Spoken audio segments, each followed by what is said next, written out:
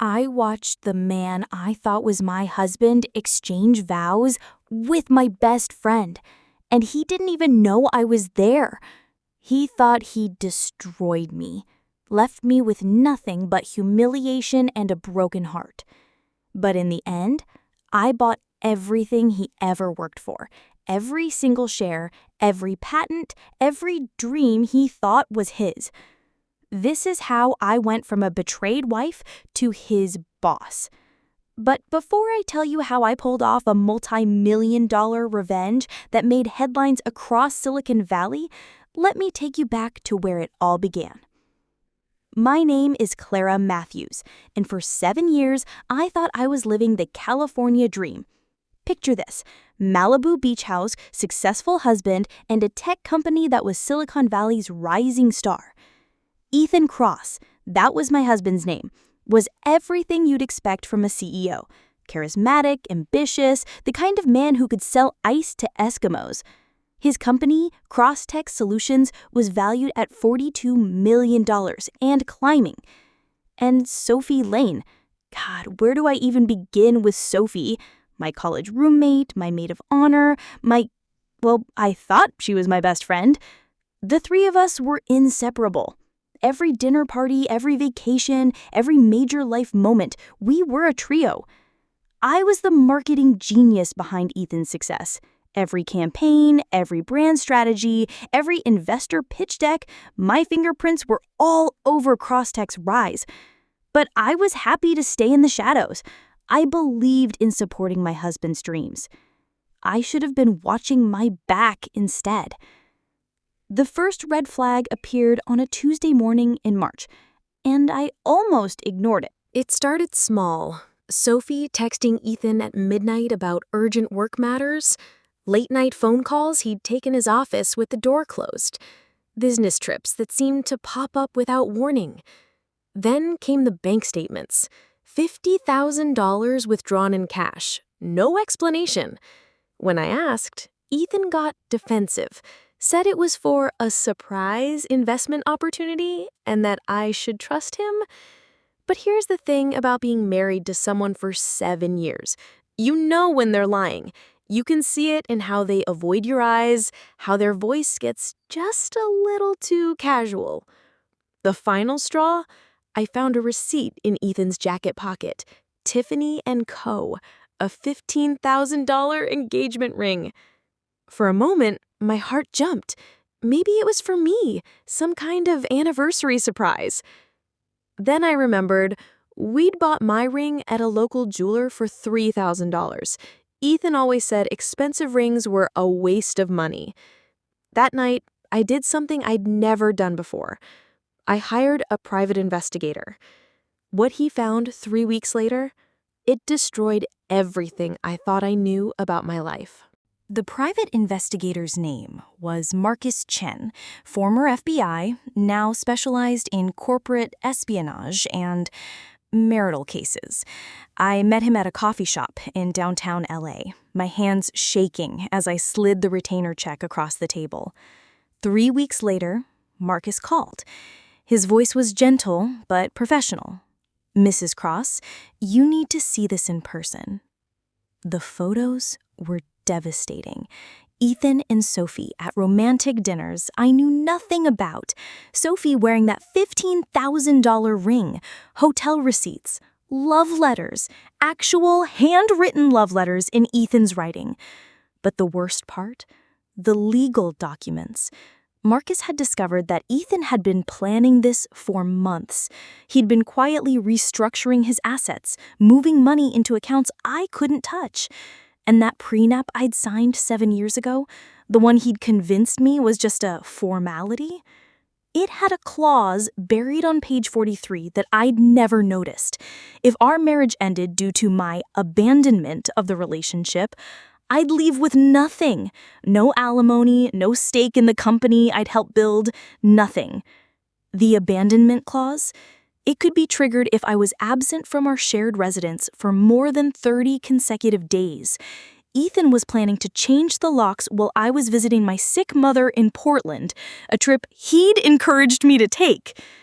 In 48 hours, I was supposed to leave for Oregon. The divorce papers were already drawn up, just waiting for me to unknowingly trigger that clause. But Marcus had uncovered something else, something that would change everything. Wedding permits, venue reservations, a marriage license application dated for 2 weeks after my planned abandonment. Ethan and Sophie weren't just having an affair, they were planning a wedding.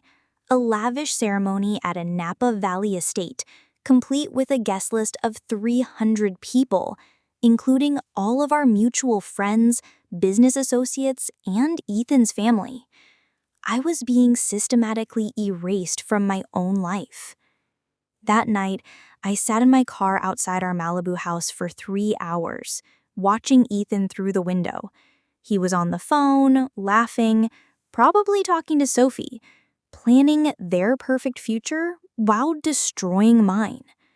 I had 2 choices: play the victim and let them win, or become someone they'd never see coming. I chose option 2. Instead of going to Portland, I went underground. I rented a small apartment in Santa Monica under my maiden name, withdrew my personal savings, and started making calls, not to lawyers.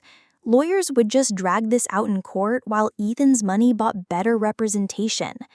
I called investors, competitors, former Crosstech employees who'd left on bad terms.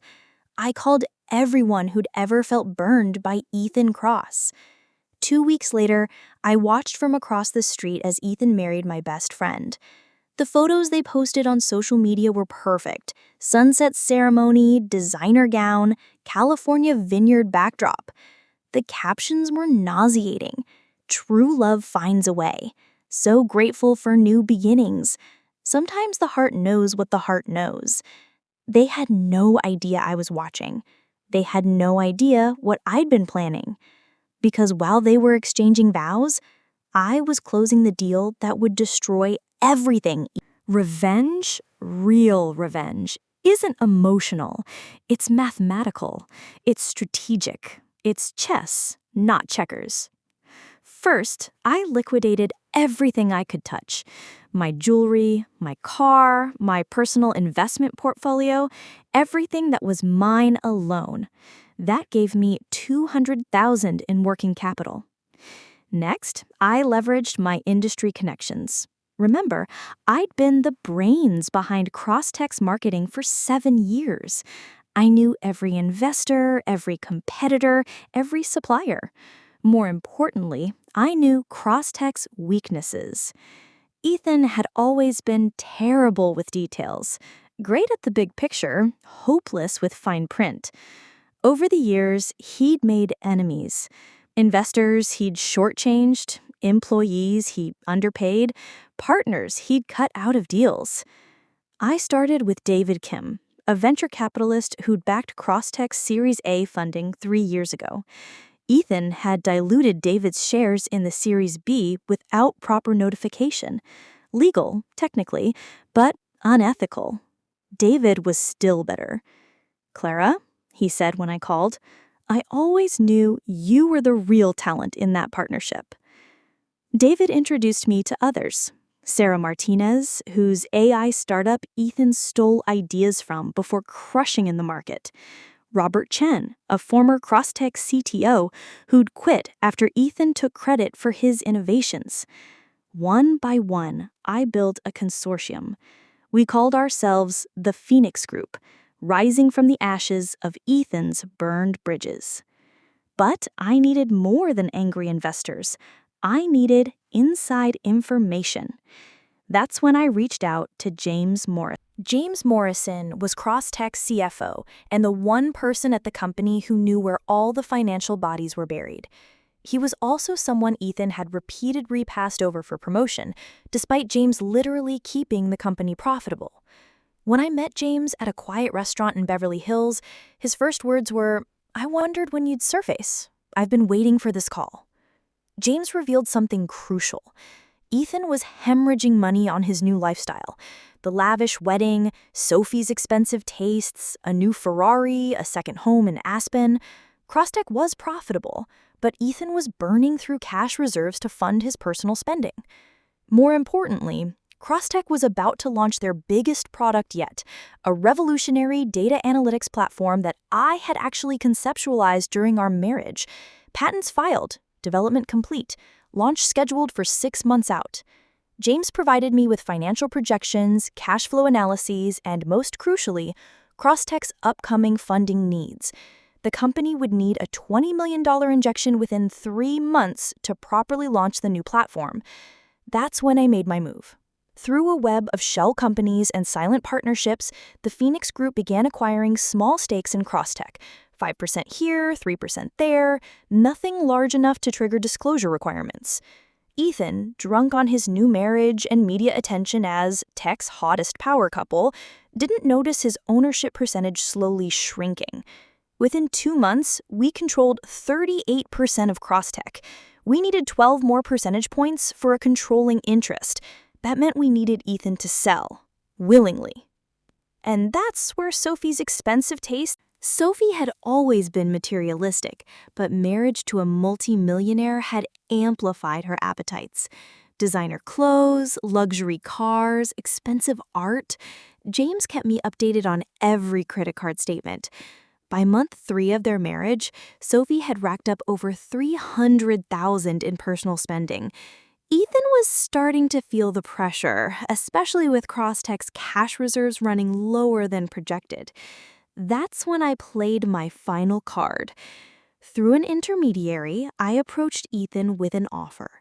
A mystery investor wanted to buy a 12% stake in Crosstech for $15 million, well above market value. The catch? The offer expired in 72 hours, and the buyer insisted on complete anonymity until the deal closed.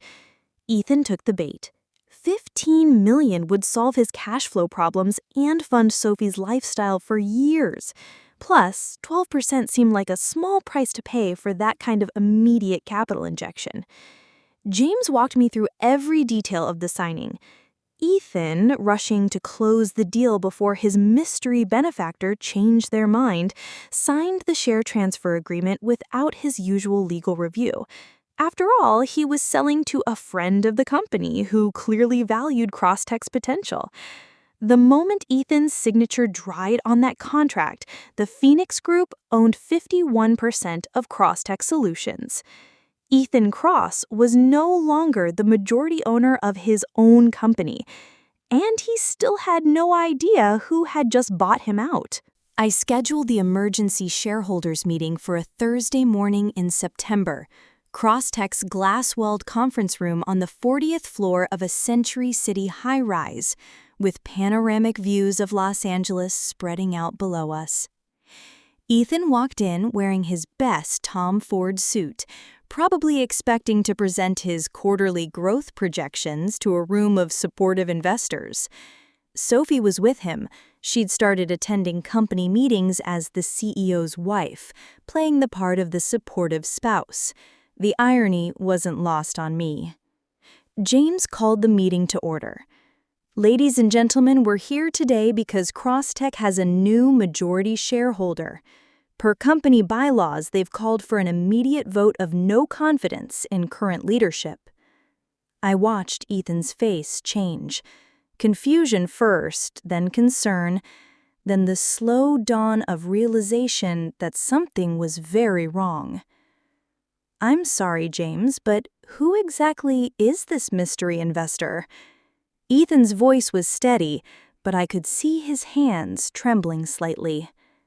That's when the conference room doors opened. I walked in wearing a black Armani suit, my hair pulled back, every inch the corporate executive I'd never allowed myself to be when I was supporting Ethan's dreams. The room fell silent. You could hear the air conditioning humming. Sophie gasped, actually gasped. Ethan went completely white. "Hello, Ethan," I said, taking my seat at the head of the conference table. "I believe we have some company business to discuss." You should have seen his face when I told him exactly how much of his company I now owned. Clara, how are you here? Ethan stammered, looking between me and the other board members like he was trying to solve an impossible puzzle. I'm here because I own 51% of this company, Ethan, which means I'm calling for an immediate vote to remove you as CEO, effective today. The vote was swift and unanimous. Every person in that room, investors, board members, even employees, voted to remove Ethan Cross from his position as Chief Executive Officer. Sophie tried to speak. "This is insane. You can't just—" "Actually, I can. And I just did." I turned back to Ethan, who was still staring at me like I was a ghost. "You thought you could erase me, didn't you? Change the locks, trigger that prenup clause, walk away with everything we built together?" His mouth opened and closed like a fish out of water. "Well, here's the thing about underestimating someone, Ethan. Sometimes they come back stronger than you ever imagined possible." The security team I'd hired was already waiting outside. Ethan's company access was revoked, his parking space reassigned, his office cleared out. Everything he'd built over 10 years was now mine to control. But I didn't destroy Crosstech. That would have been petty revenge, and I'm not petty. Instead, I grew it. 6 months later, Crosstech Solutions went public under my leadership. The data analytics platform, the one I'd originally conceptualized, launched to massive success. Our IPO raised $200 million. Forbes put me on their cover. The CEO who rose from betrayal to build a tech empire. Ethan tried to fight the takeover in court, but his lawyers quickly discovered what mine already knew. Every transaction had been completely legal. He'd sold his controlling interest voluntarily, with full disclosure and proper documentation. As for Sophie, well, being married to an unemployed ex-CEO with a massive legal debt wasn't quite the fairy tale ending she'd imagined. Last I heard, they were getting divorced. Apparently, true love doesn't survive financial stress very well. I'm recording this from my new office, the penthouse floor of Crosstech Tower in downtown Los Angeles. The same building where Ethan used to dream of moving when the company got big enough. People ask me if I feel bad about what I did, if revenge was worth it. Here's what I tell them. Revenge isn't sweet. It's not about feelings at all. Real revenge is mathematical. It's strategic. It's proving that underestimating someone can be the most expensive mistake of your life. They thought they could take everything from me. Instead, they gave me the motivation to take everything from them. And you know what? I sleep perfectly at night, because the best revenge isn't getting mad. It's getting everything. Look, I'm not telling you this story to glorify revenge. I'm telling you this because I want you to understand something crucial about your own worth. When someone betrays you, when they try to diminish you, when they think they can just erase you from the equation, that says everything about them and nothing about you. You are not a victim of your circumstances. You are not defined by other people's actions. You have more power than you realize, more strength than you know, and more potential than anyone who underestimates you could ever imagine. Now, I want to hear from you. Have you ever been betrayed by someone you trusted? How did you rebuild? What would you have done in my situation? Drop your thoughts in the comments below. I read every single one, and your stories inspire me every day.